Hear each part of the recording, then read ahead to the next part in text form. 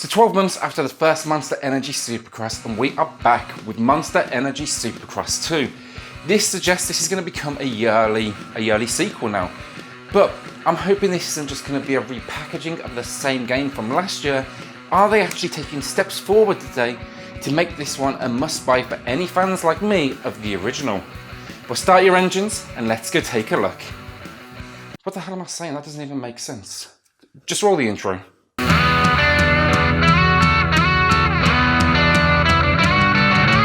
The presentation, I've got to say, it really is something special here. And while it's not a huge jump in quality, it's those little differences, those little touches that make such a big impact. First, the riders. Last year I complimented the bike movement in the original. It was still pretty stiff, quite honestly, except the shoulders and the arms on the bar. But here we finally get something close to what I'd consider realism. The biker can physically be seen fighting against the bike with full body movement. It never feels like a canned response, but a realistic reaction to the bike he's riding. This thing's trying to throw him off. It's pretty aggressive as well, and you'll see him bumping around, holding on, even at points where his body in the previous game would have kicked straight into ragdoll physics. Another very small thing that I really did like as well was the clothing in race. You can see the aggressive movement of the back, the forcing wind against it. I just love this inclusion. Then we have the tracks. Graphically speaking, there's not much difference, but where we do see improvement is the size and the track builds. They just feel more fine-tuned this year, but you're going to need to understand the bikes and their physics to put in the best times now. Everything, it just feels bigger, and that adds to the realism. A great example, the whoop sections, the bumps basically, and in the original you could just kind of speed through them. It was kind of a game of luck, but 9 times out of 10 you're going to make it through pretty easily, and that 1 in 10 ragdoll physics are going to kick in. But here now, they've made them just big enough that they're really going to cause you some troubles if you don't understand your biker's physics, as his posture on that right stick as you're moving through these small but hugely important sections. These little fine touches, that slight increase in size, completely changes the way they play. They went from being something you didn't even have to think about to now a winning factor on any race. Everything here, graphically, it just feels right. The bikers, the tracks, the bikes themselves. It feels like a passion project for a team that clearly put a lot of effort into the foundation last year, and we are now getting to fine-tune that beast. One thing that's especially impressive is the weather effects this year. We've got sun, we've got wet as in after rain, and then we've got during rain. And just wow, the graphics for the rain tracks just look insane. Your bike is going to be covered head to toe in mud, and the track the ground, it just comes to life. Now unfortunately, as with the original, of course, there's going to be some problems, and the character models after races on the podium, the starting line audience, the starting card countdown girl, it's still as poor as last year. My description then was dead behind the eyes, and that pretty much stands still to this day. This doesn't impact the gameplay, but it would definitely help for the immersion moving forward if we can see a bit more effort here. Okay, so let's talk gameplay, and this one is just a huge package, I've gotta say it. Game mode wise, we have single player, we have online multiplayer, championship mode, compound, and career. Let's get the easy ones out of the way first. So single player is, well, single player. Choose a race and jump straight in. Championship mode, you can either work your way through official championships, so let's say the 250 West 10 race championship, or just build your own. I really like to build my own here. I can kind of do quick 40-50 minute races. Then I will say all game modes as well accommodate the 450 and the 250 East, 250 West. Where Monster Energy Supercross 2 continues to succeed is the comprehensive career mode. This is just awesome fun in building up your rider and taking them to number 1. Not only will you compete in the races, but also determine what your weekly calendar looks like. Doesn't sound very exciting, but it gives you an opportunity to practice. It gives you a chance to somewhat live the way of life. You're gonna have things like fan media hangouts.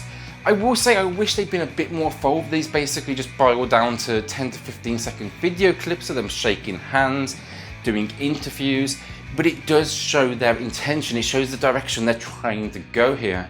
Monster Energy Supercross, if anything, could find some great influence in F1 2019, a game where they're really starting to fine-tune this idea now of Not just the races themselves, but the practice, the time trials, the media gatherings. It's definitely worth having a look at. Then in career mode or the main menu, up to you, we have access to the compound. This is a training ground for your rider. It's one of my favourite inclusions this year. Essentially, it's an open world training ground layered with jumps and tracks to go crazy on. It's a nice addition to all the racing to get just this free roam options. This is where you're going to find yourself testing out your ability on certain track section types. It's going to be where you're perfecting those whips or those bike builds so you can win the next championship.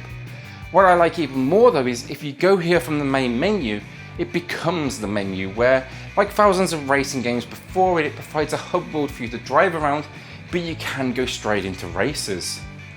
Now finally, for the positives, Track Creator is back, and this thing is just incredible. I said it before, I'm saying it again.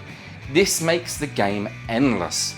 17 official tracks isn't huge, I'll say that, but when you throw in a tool this comprehensive, you're going to be able to race on an infinite number created by gamers just like you and me. If you ask me, that's pretty damn cool. I love this feature, and this is something we're going to start seeing more popularity in. They even have a like feature so we can see how popular these tracks are within the community, so we know we're not wasting our time. Just absolute top marks to Milestone developing this. When it comes to the gameplay actually on the track though this year, the big difference by far, the handling, the physics. The bikes now have weight to them, you can feel it in every turn. In the movement in air, you're not just kind of floating anymore, that bike's really trying to come back down to earth. Everything just feels more realistic, like you're truly controlling one of these beasts. The ragdoll animations, they're less frequent, yes, they're still there, but overall it's a true pleasure to race. Another quality of life fix that might seem minor is the tough blocks on the tracks too. In the first game, if you played it, these things would just fly everywhere. They'd end up in the middle of the tracks, causing unrealistic and unnecessary crashes. And thankfully, it's been fixed. They of course move still, but they don't just act like bags full of air. They actually have weight to them. They're not pinging across the track like a pinball out to get you. Another inclusion is the race line. This is a first for the series, and I gotta say, this is one of the most impressive things they've done, as simple as it is.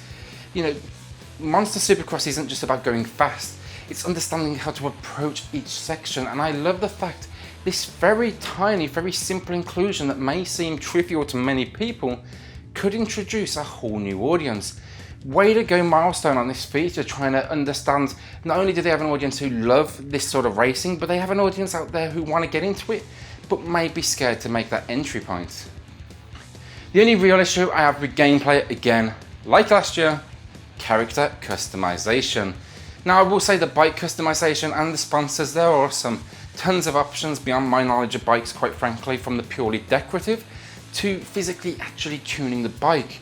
But the actual races themselves underneath the helmet and all the other garb just suck. We basically get height, a choice of 12 faces, some facial hair, and that's about it.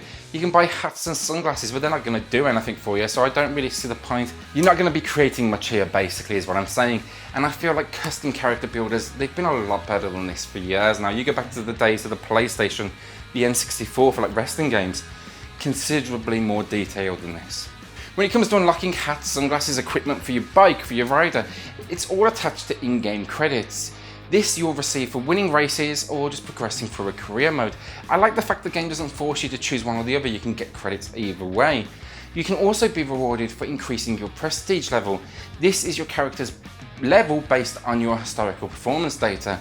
It's a simple but totally effective system. It's fair, it rewards playing the game, and at least it's not asking for my actual real money. EA, I'm looking at you. My final issue, some minor slowdown. Last year we got some minor issues during heavy traffic and at the very beginning of each race typically. This year it's definitely improved, but it is still here. Now it's only restricted to that kind of that first turn of the track, and then things pretty much smooth out from there. It wasn't very noticeable at all, but I did notice the occasional stutter. Overall, when it comes to gameplay, there's an option here for everyone. From the casual players who you're just looking to pick up and play, have a quick race here and there, to those that want to invest time and patience to master the sport and top the leaderboards through the career mode. Even beginners out there, maybe you've always wanted a motocross game, a supercross game, then this could be a good entry point. This is going to give you a lot of education on how you can win and how you progress. Finally, let's talk audio. My biggest gripe with last year's title was the music. It was one song over and over and over and over and over and over and over again. It drove me insane. Yes, I could turn it off. Yes, I could play my own music through my PC or something.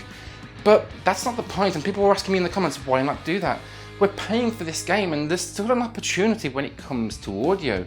We have seen some minor improvements. Basically, this is still pretty poor on the music front, but at least there's some variance in here now, and it's less tear off my own ears and more bearable. With a game like this, though, I do see a real opportunity to make it something people love. But look at the Tony Hawk series, for example. Some of the most loved pop punk soundtracks ever. I see a real opportunity here with the Monster license especially, to do something similar. They always advertise themselves as being that kind of cool ass extreme sports company, and let's live up to that in the music as well. When it comes to the bikes and the riders, this is great stuff. They clearly recorded the real thing, and it shows. The engines on track just surround you. You can hear the bikes tearing into the track. It's awesome stuff. I would have liked to have seen a bit more effort for the crowds and the commentary. Right now it's a few cheers, a few sentences, and I think that's kind of the final point with audio. That's where they're gonna take that next step towards that TV realistic production sort of design they're going for. Improve the crowds, improve the commentary, and I promise you that's half the battle. So the final verdict, and it feels good to be talking about a motorbike game where I have so many positives to say today. On this channel, my first ever video was MXGP 3 on the Nintendo Switch, and did I get some comments for that? But what a disaster that game was, quite frankly. I don't know why you would defend it. Monster Energy on the Xbox was a good game with some real problems, but I still gave it a 7 out of 10. Then Monster Energy on the Switch, let's not even talk about that one. I'm still actually worried about how this one's going to compare on the Switch. And then finally, MX vs ATV Supercross. A game so bad they rushed it out, and it clearly wasn't release ready. It's insane that that even got a disc print. Today though, I get to tell you, if you are a Supercross fan, this is the game for you. It still has opportunities, the character creation, some minor presentation issues, the audio, then ragdoll physics for crashes, but we're starting to see a real strong base develop here. With that in mind, today I'm going to be awarding Monster Energy Supercross 2 an 8 out of 10. Thanks so much for watching today, we really do appreciate it. If you enjoyed the video, consider hitting that subscribe and like button, it truly does help. And we'll see you all soon on the next Gaming X.